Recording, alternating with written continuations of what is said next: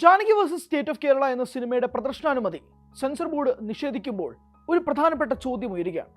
നിർമ്മാതാക്കൾ ഇപ്പോൾ ഹൈക്കോടതിയെ വരെ സമീപിച്ച് കോടതി ജഡ്ജി നഗരേഷ് സിനിമ കാണുകയും അതിനുള്ള വിധി ചൊവ്വാഴ്ച പ്രസ്താവിക്കുകയും ചെയ്യുമെന്നാണ് മനസ്സിലാക്കുന്നത്.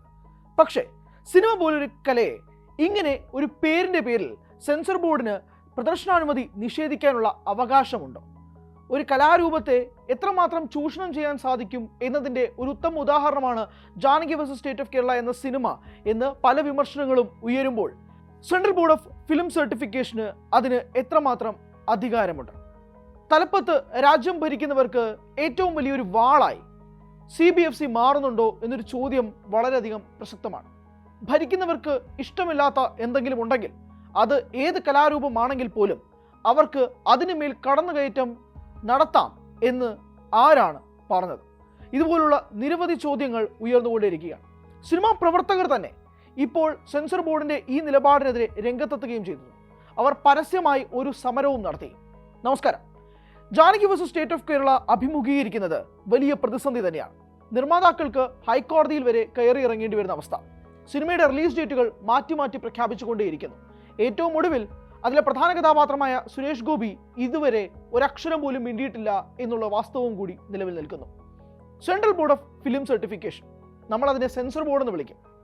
ഈ സെൻട്രൽ ബോർഡ് ഓഫ് ഫിലിം സർട്ടിഫിക്കേഷന് എന്തൊക്കെ സെൻസർ ചെയ്യാം എന്നൊരു വലിയ പ്രസക്തമായ ചോദ്യം കൂടി നിൽക്കുകയാണ്. ഒരു പേര് തീരുമാനിക്കാൻ, ആ സിനിമയുടെ കഥാഗതി അനുസരിച്ചുള്ള എന്തൊക്കെ കാര്യങ്ങൾ മാറ്റം വരുത്തണമെന്ന് തീരുമാനിക്കാൻ സെൻസർ ബോർഡിന് അവകാശമുണ്ടോ? അല്ലെങ്കിൽ ഈ സിനിമ ഏതൊക്കെ ജനങ്ങൾ കാണണം, ഏതൊക്കെ വയസ്സിലെ കാറ്റഗറിയിലുള്ള ആളുകൾ കാണണം എന്ന് മാത്രം തീരുമാനിക്കാനുള്ളതാണോ സെൻസർ ബോർഡ്? ഈ സെൻസർ ബോർഡിലെ അംഗങ്ങളെ എങ്ങനെയാണ് തീരുമാനിക്കുന്നത്? ആരാണ് തീരുമാനിക്കുന്നത്? ഇവർക്ക് ആ സെൻസർ ബോർഡിൽ ഇരിക്കാനുള്ള യോഗ്യത എന്താണ്? പലപ്പോഴായി ഇതൊക്കെ ചോദിക്കാറുണ്ടെങ്കിൽ പോലും അതിനെ കൂടുതലായി ആരും നിരീക്ഷിക്കാറില്ല എന്നുള്ളതാണ് വാസ്തവം. Central board of film certification അവരെക്കുറിച്ച് തന്നെ പറയുന്ന ആ ഒരു പേജുണ്ട്. ആ പേജിലെ ഓരോ വാക്കുകളും നമുക്കൊന്ന് വായിക്കാം. 1952 സിനിമാറ്റോഗ്രാഫ് ആക്ടിലെ വ്യവസ്ഥകൾ പ്രകാരം സിനിമകളുടെ പൊതുപ്രദർശനം നിയന്ത്രിക്കുന്ന വാർത്താവിതരണ പ്രക്ഷേപണ മന്ത്രാലയത്തിന് കീഴിലുള്ള ഒരു നിയമാനുസൃത സ്ഥാപനമാണ് central board of film certification അഥവാ CBFC. Central board of film സർട്ടിഫിക്കേഷൻ്റെ സർട്ടിഫിക്കറ്റ് ലഭിച്ചതിന് ശേഷം മാത്രമേ ഇന്ത്യയിൽ സിനിമകൾ പരസ്യമായി പ്രദർശിപ്പിക്കാൻ കഴിയൂ. അനൗദ്യോഗിക അംഗങ്ങളും ഒരു ചെയർമാനും അടങ്ങുന്ന ഈ ബോർഡിൻ്റെ ആസ്ഥാനം മുംബൈയാണ്. എല്ലാവരെയും കേന്ദ്ര സർക്കാരാണ് നിയമിക്കുന്നത്. മുംബൈ, കൊൽക്കത്ത, ചെന്നൈ, ബാംഗ്ലൂർ, തിരുവനന്തപുരം, ഹൈദരാബാദ്, ന്യൂഡൽഹി, കട്ടക്ക്, ഗുവാഹത്തി എന്നിവിടങ്ങളിൽ ഓരോന്ന് വീതമുള്ള 9 റീജിയണൽ ഓഫീസുകളാണ് ഇതിനുള്ളത്. അഡ്വൈസറി പാനലുകൾ സിനിമകളുടെ പരിശോധനയിൽ റീജിയണൽ ഓഫീസുകളെ സഹായിക്കുന്നു. വിവിധ മേഖലകളിൽ നിന്നുള്ള ആളുകളെ 2 വർഷത്തേക്ക് തിരഞ്ഞെടുത്ത് കേന്ദ്ര സർക്കാർ പാനലുകളിലെ അംഗങ്ങളെ നാമനിർദ്ദേശം ചെയ്യുന്നു. 1952 സിനിമാറ്റോഗ്രാഫ് ആക്ട്, 1983 സിനിമാറ്റോഗ്രാഫ് നിയമങ്ങൾ, കേന്ദ്ര സർക്കാർ 5B വകുപ്പ് പ്രകാരം പുറപ്പെടുവിച്ച മാർഗനിർദ്ദേശങ്ങൾ എന്നിവ അനുസരിച്ചാണ് സർട്ടിഫിക്കേഷൻ പ്രക്രിയ. ഇതാണ് ഈ central board of film certification അവരെക്കുറിച്ച് തന്നെ പറയുന്ന ആ ഒരു വെബ്സൈറ്റിൽ കാണാൻ കഴിയുന്നത്. അതായത് ഇതിൽ കൃത്യമായി തന്നെ പറയുന്നൊരു കാര്യം, ഈ സർട്ടിഫിക്കേഷൻ ഇല്ലാതെ തന്നെ പൊതുപ്രദർശനം അനുവദിക്കില്ല എന്നുള്ളതാണ്. ഇപ്പോൾ ഫിലിം ഫെസ്റ്റിവലുകളിലൊക്കെ പ്രദർശിപ്പിക്കണമെങ്കിൽ CBFCയുടെ സർട്ടിഫിക്കറ്റ് ആവശ്യമില്ല. അല്ലെങ്കിൽ തന്നെ നമ്മൾ സാധാരണ ഒരു തിയേറ്ററിൽ പോകുമ്പോൾ ആദ്യം കാണുന്ന സർട്ടിഫിക്കേഷൻ പ്രൊവൈഡ് ചെയ്യുന്നത് CBFC ആണ്. അതിനുശേഷം വരുന്ന പരസ്യങ്ങൾ, ഇപ്പോൾ സ്മോക്കിങ്ങുമായി ബന്ധപ്പെട്ടുള്ള 30 മിനിറ്റ് ആഡ്, അതിനുശേഷമുള്ള ഒരു 20 സെക്കൻഡ് വേറെ എക്സ്ട്രാ ഒരു പരസ്യം, ഇതെല്ലാം തന്നെ ഈ സിനിമയുടെ റൺ ടൈമായിട്ട് കൂട്ടുന്നതാണ്. ഇതെല്ലാം CBFCയുടെ നിർദ്ദേശപ്രകാരം നിർബന്ധമായും സിനിമകളിൽ വെക്കേണ്ട കാര്യവും കൂടി തന്നെയാണ്.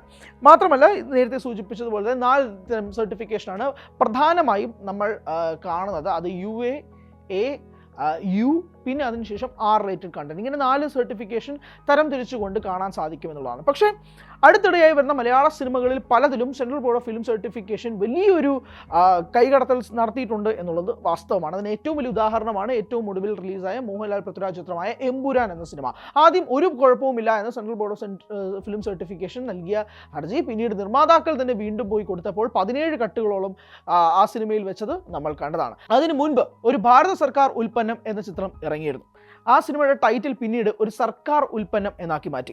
അതിൽ ഭാരതം എന്ന പേര് തന്നെ കട്ട് ചെയ്യേണ്ടി വന്നു. ആ സിനിമയുടെ നിർമ്മാതാക്കളും സംവിധായകരും സെൻട്രൽ ബോർഡ് ഓഫ് ഫിലിം സർട്ടിഫിക്കേഷനോട് എന്തുകൊണ്ട് ഭാരതം എന്ന പേര് മാറ്റണമെന്ന് ചോദിച്ചപ്പോൾ അതിന് ഞങ്ങൾക്ക് ഉത്തരമില്ല എന്നതായിരുന്നു മറുപടി എന്ന് സിനിമയുടെ സംവിധായകനും നിർമ്മാതാവും തന്നെ പരസ്യമായി മാധ്യമങ്ങൾക്ക് മുന്നിൽ വന്ന് പറഞ്ഞ കാര്യങ്ങളാണ്.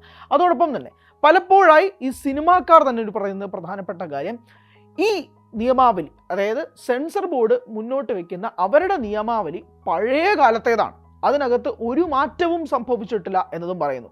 മാത്രമല്ല, രാഷ്ട്രീയമായി ഉപയോഗിക്കുന്ന ഒരു വാളായി കൂടി CBFCയെ മാറ്റുന്നുണ്ട് എന്നുള്ളത് പരക്കെ ഉയരുന്ന ആക്ഷേപമാണ്. അതായത് ഞങ്ങളുടെ സർക്കാരിനെതിരെ ആരെങ്കിലും എന്തെങ്കിലും പറഞ്ഞാൽ അത് ഞങ്ങൾ വെച്ചു പൊറുപ്പിക്കില്ല എന്നുള്ള കൃത്യമായ അജണ്ട സിനിമകളിൽ മേൽ കൈകടത്താൻ ഇതുപോലുള്ള സർക്കാർ ഉപയോഗിക്കുന്നു എന്നുള്ള ആക്ഷേപങ്ങളും സെൻസർ ബോർഡ് നേരിടാൻ തുടങ്ങിയിട്ട് കാലങ്ങൾ കുറച്ചായി. Janaki versus state of Kerala എന്ന സിനിമയുടെ പേരാണ് ഇവിടെ പ്രശ്നം. ഹൈക്കോടതി തന്നെ രൂക്ഷമായി സെൻസർ ബോർഡിനോട് ചോദിക്കുകയും ചെയ്തു, ഒരു പേര് എന്താണ് ഇത്ര വലിയ പ്രശ്നമുണ്ടാക്കാൻ കാരണം? ഇത് സാധാരണയായി സ്വാഭാവികമായി ഉപയോഗിക്കുന്ന പേരല്ലേ എന്നുള്ളതാണ് ജഡ്ജി ചോദിച്ച ചോദ്യം. എന്തായാലും ജഡ്ജി കഴിഞ്ഞ ദിവസം സിനിമ കണ്ടു. എന്തായാലും അതിനുള്ള ഹർജികൾ ചൊവ്വാഴ്ച വീണ്ടും കേൾക്കുകയും ചെയ്യും. പക്ഷേ ഇത് ജാനകി വേഴ്സസ് സ്റ്റേറ്റ് ഓഫ് കേരളയുടെ മാത്രം കഥയല്ല.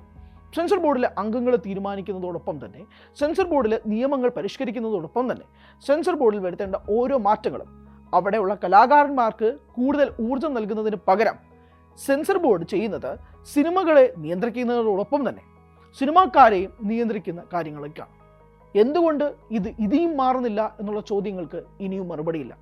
ചിത്രത്തിൻ്റെ കേന്ദ്ര കഥാപാത്രമായ സുരേഷ് ഗോപി ഇപ്പോഴും മൗനം പാലിക്കുന്നു എന്നുള്ളത് ഞെട്ടിക്കുന്ന കാര്യമാണ്.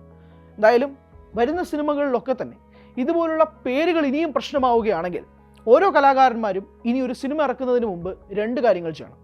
ഒന്ന്, ഒരു കഥ ആദ്യം പേപ്പറിലോട്ട് എഴുതുന്നതിന് മുമ്പ് സെൻസർ ബോർഡ് അംഗങ്ങളെ പോയി കാണുന്നത് വളരെ നന്നായിരിക്കും.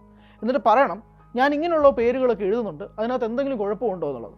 അപ്പം ഇങ്ങനെ അത് കേട്ടതിന് ശേഷം സെൻസർ ബോർഡ് അംഗങ്ങൾ അത് കേൾക്കുകയും ഇതിനൊരു കുഴപ്പമില്ല എന്ന് പറഞ്ഞതിന് ശേഷം മാത്രം നിങ്ങൾ തിരക്കഥ എഴുതാൻ ശ്രമിക്കുക. കാരണം പല കോടികൾ മുടക്കി നിങ്ങൾ സിനിമ ചിത്രീകരിച്ചതിന് ശേഷം അത് റിലീസ് ചെയ്യാൻ വേണ്ടി പെടാപാടുപെടുന്ന പല നിർമ്മാതാക്കളെയും നിങ്ങൾക്ക് പിന്നീട് കാണാൻ കഴിയുന്നത് കോടതി വരാന്തകളിലായിരിക്കും. അതുകൊണ്ട് സെൻസർ ബോർഡ് നിയമങ്ങൾ എത്രയും പെട്ടെന്ന് പരിഷ്കരിക്കണം എന്നുള്ള ആവശ്യം വളരെ ശക്തമായി വരുന്നതിനോടൊപ്പം തന്നെ സെൻസർ ബോർഡിൻ്റെ അംഗങ്ങൾക്ക് എവിടെയാണ് അതിർവരമ്പ് എന്ന് കൃത്യമായ ധാരണ വയ്ക്കുന്നത് വളരെ നന്നായിരിക്കും.